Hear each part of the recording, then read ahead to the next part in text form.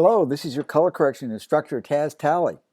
And in this video, I'm going to show you how to use the technique called neutralization to affect a color correction of an image. And we're going to do a quantitative color correction based upon using color sampler points, color control points, and the curves adjustment layers. We're going to start with this image here, and just looking at it visually on screen, you can see, ooh, it looks a little bit muddy and it looks a little bit warm. I mean, if this is supposed to be a white quilted background here, it certainly isn't. But before we get into actual correction, let's talk about the fundamentals, about how neutralization actually works and why it works. And to help us with this, let's bring over a couple of tools here. We're going to bring over the channels panel, and we're going to bring over the histogram panel to help us do a little bit of evaluation of this image. First, neutralization. What is this about? Why does it work? Well, when we look at an image like this, we see RGB. We talk about capturing RGB images like with a digital camera or a scanner. But in fact, when we look at the building blocks of an RGB image by looking at the building block channels, what we're seeing on screen is the RGB composite image. But when we look at the three building block channels, the red, the green, and the blue, lo and behold, we see, oh my gosh, there's nothing but grayscale values here. Because that's all a digital image is, actually, is grayscale values. When you capture an image with a digital camera or a scanner, it's called digital because it's binary. It's black or white. So all we can actually capture is grayscale. So you wonder, well, where does the color come from? The color, the RGB color that you see is actually created by the output device. In this case, the monitor on which you're viewing it, or it could be a printer. So what we're actually working with when we're working inside of Photoshop is nothing but grayscale values. And this is actually very handy because if we know that our image is made up of nothing but 3 channels of grayscale, in order to get the correct color, we just need to make sure the grayscale is right. So how do we do that? Well, we find something within our image that we know is supposed to be neutral gray, right? And then measure it. If it's not, we make it neutral gray. What does that mean? It means equal RGB values, no preference for any color. Well, in this image, we have something that's very deliberate and discrete that we know is supposed to be neutral gray, and that is we have this 10-step grayscale target here. Each one of these swatches is supposed to be neutral gray. All right? And when we just look at the image, we suspect, ooh, that's supposed to be gray, but it doesn't even look that way. But we're not going to count on our eyes. Now, we're going to use quantitative analysis of this image. And we're going to look at a couple of things here, histograms, but more importantly, we're going to look at numbers. And we're going to use our eyedropper tool. And just going up here to the tool panel, we're going to select eyedropper. You'll notice it's a bunch of different tools here. There's a color sampler tool, which we're going to use, and the eyedropper. We're going to start with the eyedropper tool. My recommendation is that set the color sampler size up here to 5 by 5, not 3 by 3 or 11 by 11. Just go to 5 by 5. That gives you an average of 5 squared by 5 square pixels, or which would give you a good average RGB value. And then let's look at our grayscale target here. And we're going to do space and command. We're going to just zoom in here. And let's look at that first swatch. It's supposed to be 242, as you see there. See that value says 242? All right. So it's supposed to be a 242 value. So, and let's just zoom right back out here. All right.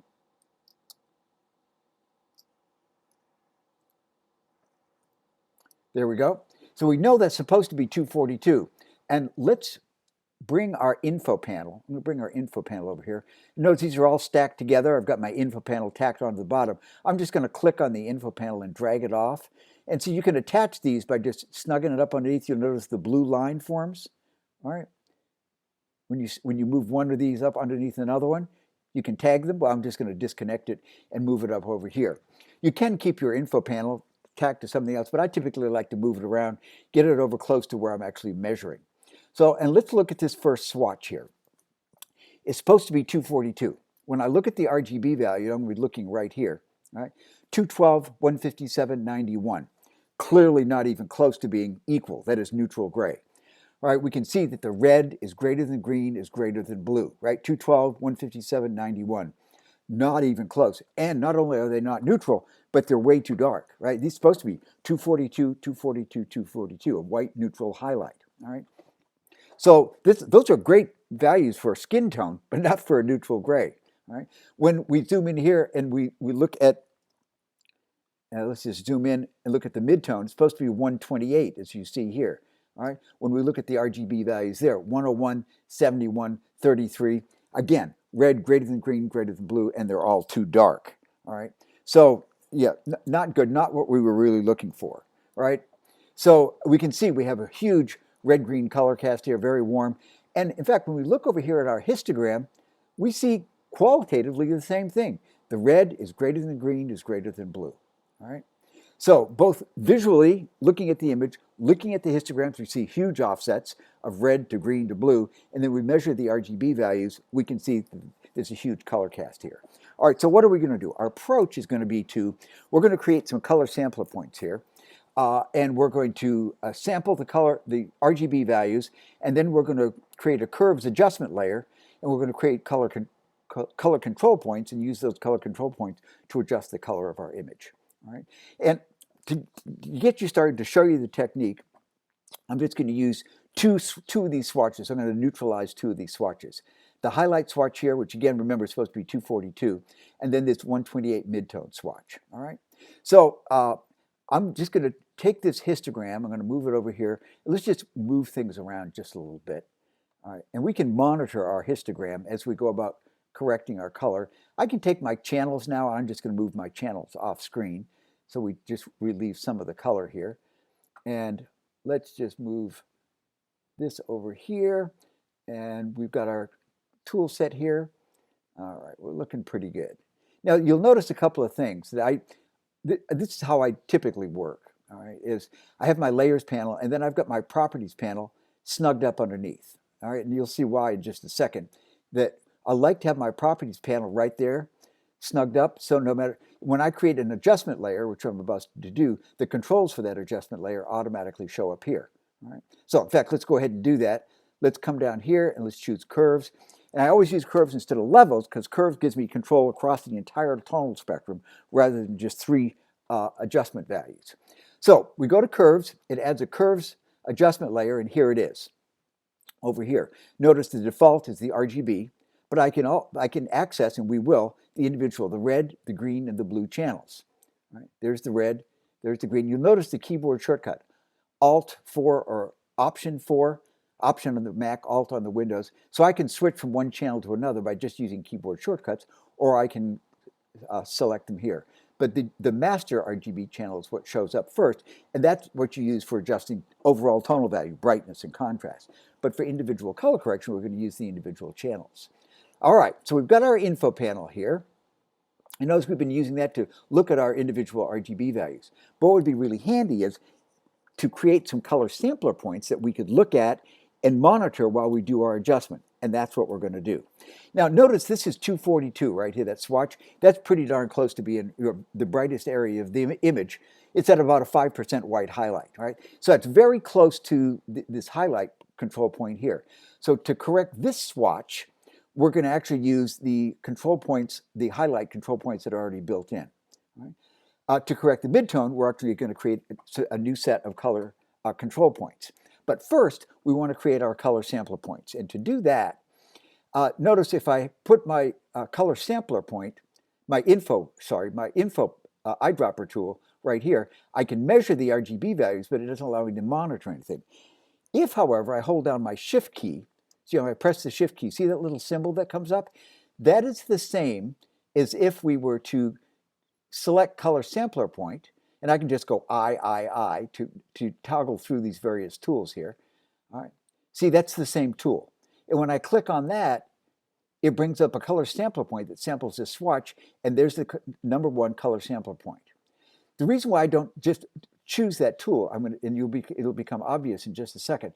I just stay on my eyedropper tool, and I can momentarily invoke the color sampler tool by just holding down my Shift key, Shift. Notice on screen that color sampler point tool is temporarily selected, and then when I click on the midtone, it automatically adds a number two color sampler point. And the reason why I want to stay in my info tool is that when I've got my info tool, that's the one I'm going to use to create my color control points that are going to go on my curves. Okay, so I'm going to be holding it on my Command key, Control key on Windows, and I'm going to click on these points. Well, I'm going to click on the midtone to create a midtone color control point. But before we do that, let's go ahead and start making our correction. Now, here's the idea. Here's our workflow. is I've added color sample points number 1 and number 2. So that's highlight and midtone. After you see how I do these, you'll be able to add your own color sampler and control points, and then do a correction based upon all 10 swatches, and then you'll be dead on. But you're going to see how close we're going to get by just doing the highlight and then the midtone. And remember, I mentioned that we're going to go ahead and use the built-in control points because it's so close to the neutral white highlight, rather than adding additional control points so close to the end, which tends to make things complicated. So what I'm going to do now is I'm going to go to the individual channels, the red, the green, and the blue channels, and I'm going to work with the highlight control points. Remember, we can toggle through these by going Option, Mac, Alt, and go 3, 4, 5, all right, to go through the 3 different individual channels. We'll start with the red channel, and when we look, we're going to monitor our RGB values that we see here, right? And remember, we want these to be neutral, and we want them to all be 242. So I'm going to start by clicking on the highlight control point that you see right up here in my curves adjustment layer. Now I can move my cursor over there and click on it, which gets a little annoying trying to select those really small points.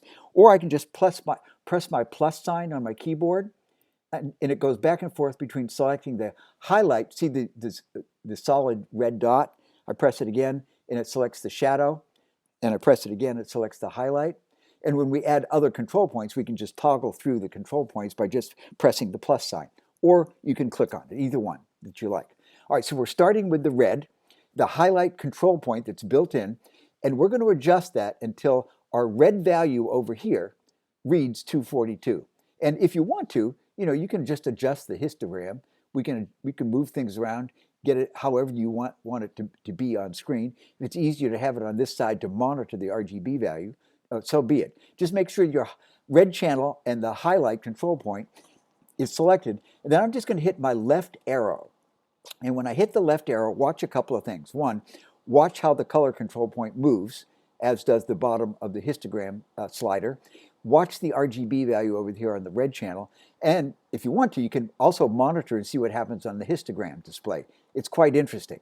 All right, so I'm just going to press my left arrow on my keyboard, and notice that the red control point begins to move, and the RGB values down here change. All right, they start at 211, 217, 218, 220s, right? And notice that I'm getting closer and closer to the edge of the data on the histogram. I'm going to take this all the way to 242, all right? 241, 242, right? And notice what's happened is my color control point has moved over. My red value now reads 242, right? And you'll notice that my histogram is starting to shift, the display of my histogram. All right, we'll come back to the histogram in just a minute. Let's go ahead and affect our 3 adjustments. All right, so that's the red channel. The red channel now reads 242. Notice the green and the blue are still way off. All right, that's why we're going to move now to the green channel. All right, we're going to select the green channel here. All right, Option or Alt 4. And again, we're going to select the highlight control number, and then we're going to hit the left arrow and watch the green values down here. Right. 160s, 170s, 180s. You can just press it and hold it, and it'll scoot right along. All right, we're going to take that until we get it up to 241, 242, within a point. Notice how the color is changing on our image dramatically. And notice how our histograms are lining up over here. And now we've got 242, 241. It's within 1 point. That's fine. And now let's go to our blue channel. All right, so we'll select our blue channel and make sure that we've got our color control point and the highlight in selected. And we press that left arrow. And we monitor the blue value down here, right? It's now in the 120s. Boy, huge adjustment on the blue channel, right? And get that all the way up until we're at 241, 242. And look at our histogram. Now they're all lined up right here, right? And by the way, one of the nice things about having an adjustment layer is you can turn it off and on, right? To see before and after, right? How cool is that, right? And you can do that down here as well, right? You can just momentarily hold it, right? Or you can turn it off and on here, multiple ways to do this. But you can see the before and after really quickly and easily. And look at that before and after. All right, I'll move this over here just so you can see the whole image. And that's just doing the highlight value. Enormous improvement in the overall color cast of the image. And notice we're looking at the RGB values, 242, 241, 241. All we've done is neutralize the highlight, swatch, make it neutral gray, and the color for the entire image is dramatically improved. And notice that when we turn off our adjustment layer and we look at our histogram, notice how the histogram snaps back and forth. Right? So you can actually see visually the color correction going on. Now, going back to our color sampler point, we see there's left-hand values and right-hand values. Right? These are the starting values, 211, 156, 89, if you remember, for our highlight swatch, and then these are the corrected versions. Now they're neutralized, 241, 242, 241, 241. As long as you're within a point or two, you're absolutely fine. Now, let's move over. Remember, we created a second color sampler point here, number 2. And look at it originally, and let's just move this over here. Just move things around. All right. There we go. Our second color sampler point, number 2, started out 101, 72, 33. Now it's 116, 111, 91. It's much improved, isn't it? But it's not dead on. All right. Just adjusting the highlight gets us a long ways there. And it actually made a huge improvement in the midtone, but it's not quite neutral, right? You can still see, even just visually, a little bit of a warmness in the midtone. That's because we made all the adjustments so far on the highlight. But we can make a midtone adjustment and get it even better quantitatively. This is where adding an additional color control points on the curves is going to come in handy. All right, and let's do red, green, blue, and I just always do it in the same order. Now, watch what's going to happen here. Let me take my info panel and move it up here, and let's move this over here so you can visually see what I'm going to do. I'm staying in the eyedropper tool, and this is why I don't want you to migrate to the color sampler tool. I just want you to invoke it with the shift key when you're creating color sample points. Keep it on the eyedropper tool, because if you keep this on the eyedropper tool, when you hold down the command key on Mac, control key on Windows, and you click on the midtone swatch color sampler point, watch what happens over here. I'm going to command or control click, boom, and you'll notice that a color sampler point is added to the red channel that you see right there. And then we're going to do the same thing for each of the individual channels. All right? But let's just create the color sample point on the red channel, and I'm going to move this back over to here.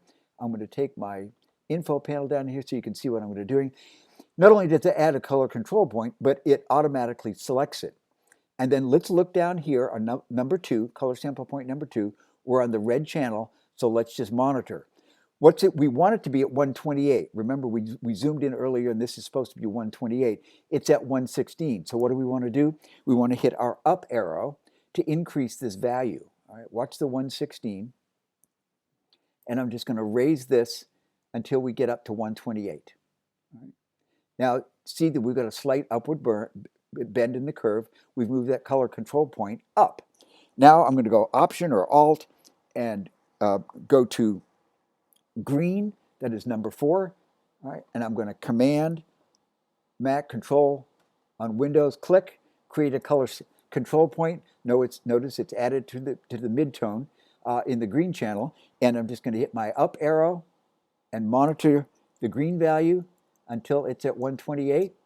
We're very close. There we go. And then finally, we'll go to the blue channel, Option or Alt, or just select it here from the list, and then Command on Mac, Control on Windows, click to create the color sampler point, and then let's monitor now the blue value here, and all the way up to the mid-teens, and then finally up to 128. And there we go. And now we've done a 2 color control point neutralization using our highlight swatch and using the midtone swatch.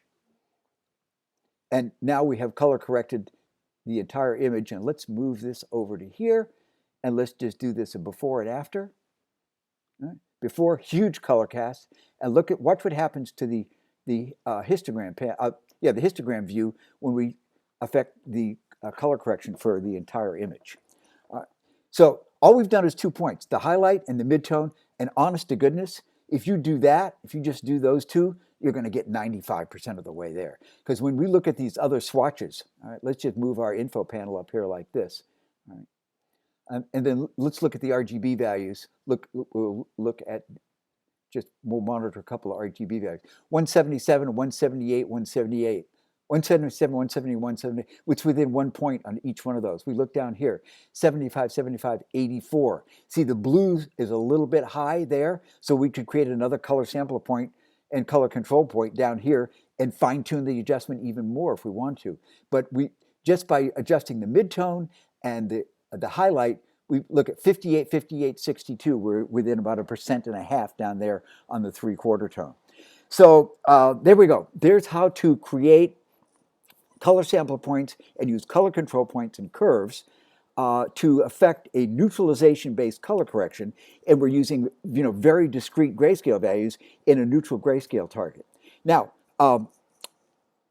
you don't always have a neutral grayscale targeted image, right? But you have other neutrals. You can look inside of your image and find neutrals. Like we could use the white background here on this book to see that, that's supposed to be a neutral white. We could use that as a neutral grayscale value. We could use, if we thought this was neutral gray, there's neutrals all sorts of places that you find in nature. Here we're just using a very discrete one. All right, now one final thing that we see here is we notice that we talked about doing tonal corrections as well as color. By the way, always start with color and then with tone. When we look at our histograms, we see, oh, there's a spike on the highlight end here, indicating, oh, looks like that there's some blown out highlight values, right? Well, remember that we did our color correction based upon a 242 highlight value here, right? On this swatch. But what this indicates is, oh, there might be some areas in the image that are actually brighter white than this 242, this 5% white highlight value.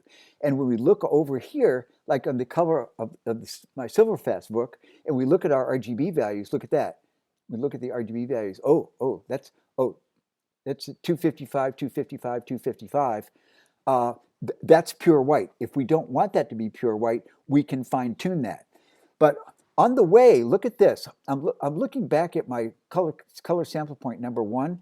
After we did our color correction point on number 2, not only do you notice that there's a spike here, we go, oh, wait a minute. My blue value here is now at 247. Oh, and these are at 244. These are a little bit brighter than I wanted them to be. That's because when we went in and did our midtone adjustment, it also adjusted our highlight values here. All right, it's not way off, but it's a bit off. All right, so first, let's just fine tune. Let's go back to our curves here, and let's go back to our red channel. All right, and we're going to press the plus sign until our highlight color sampler point is solid. All right, and then let's just fine tune our values a little bit. Let's look at our color sample point number 1, and it says 244, and let's just hit our right arrow until it's down to 242, and then Option or Alt and go to 4 for the green channel, and let's just hit the right arrow. Notice we'll go 242 down to 242, and then Option number 5 to go to the blue channel. 247, that went up quite a bit, so let's just take that all the way down to 242. There we go. Now we've fine-tuned things, right? And now our highlight swatch is right on the money. Our midtone is still right on the money. We've just fine-tuned things a little bit. And we've actually backed off on our blown out highlight area that you see here. See, that was really spiking before, but we can fix that. Here is when let's go back to our master histogram here, and that's Option or Alt 2. And when we do that in curves, you can see the individual color correction curves back here, and then here's the master. All right, so if I wanted to fine tune, let's say that, let's come over here, and I'm just going to create a color sampler point here because I knew this was bright highlight. That's a number 3. Notice how it's at 255. All right, I can decide to go to my master histogram, and if I didn't want that to be completely blown out, I can just go to my master histogram, select that highlight, and I can just lower this value right here, and I can reduce the overall tonal value across the entire image if I want to. Or I can just leave it at pure white if I know that I want that to be pure white with no detail in that cover at all. So color adjustment, highlight, midtone, fine-tune the highlight, look at, then move to the master histogram. And if you want to, increase contrast or decrease or increase overall brightness, we can do that by working on the master histogram here. All right. So I can increase brightness, decrease brightness. I can increase contrast by putting a little S-shaped curve in here. I can do whatever I want to do to adjust the overall tonal values of the image. All right. But notice that everything's going to remain neutral. All right. Everything will remain neutral down here because now we're just working on the master histogram channel to affect overall brightness and contrast. All right. So there we go. And just one final look, and we'll just move things out of the way here, of before and after. Here's a color-corrected image. We bumped up the contrast a little bit. Huge improvement. And that's how you do color sampler and color control point using curves adjustment layers to effect a quantitative neutralization RGB color correction.